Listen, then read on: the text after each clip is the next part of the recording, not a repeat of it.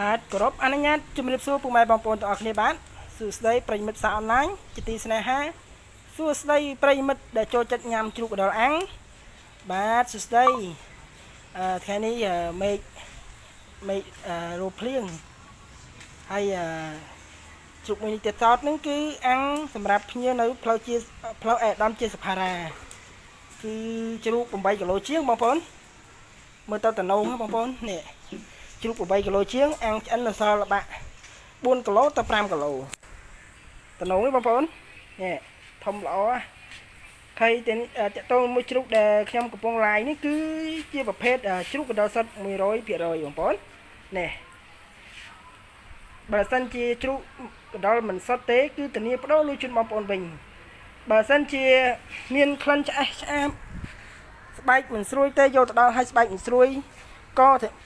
ធានាដឹកមកវិញដែរបងប្អូនអ្នកលក់ហ៊ានថាគេហ៊ានធ្វើតកតងជាមួយនឹងភិនភាគរបស់ជ្រូកកណ្ដុរដូចបងប្អូនដឹងស្រាប់អញ្ចឹងគឺទី1គឺចំោះវែងតិចចំោះវែងចំោះទូចតិចទូចជើងទូចហើយនឹងកតុយវែងហើយអ្វីដែលសំខាន់ហ្នឹងគឺជារូបរាងរបស់ជ្រូកកណ្ដុរហ្នឹងគឺដូចជាមួយនឹងសត្វកណ្ដុរអញ្ចឹងបាទបងប្អូនមើលអត់ទេមានហើយបងមានហើយ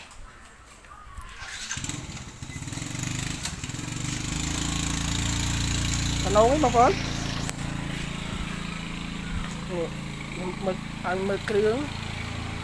នេះគ្រឿងយើងប្រឡាក់ហើយបញ្ជាក់តកតងជាមួយនឹងការអាំងគឺអាំងបែបលក្ខណៈធម្មជាតិបងប្អូនធម្មជាតិសុទ្ធសាធ 100% ហើយការអាំងគឺប្រើរយៈពេល2ទៅ3ម៉ោងដើម្បីអាំងឲ្យឆ្អិនជ្រូកមួយណាបងប្អូន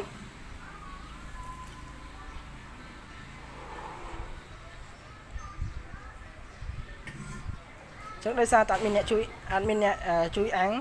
នអ្នកជួយថតចឹងប៉ុណ្្នឹងសិនបងប្អូនអរគុណច្រើនបងប្អូនបាទជម្រាបលាបាយ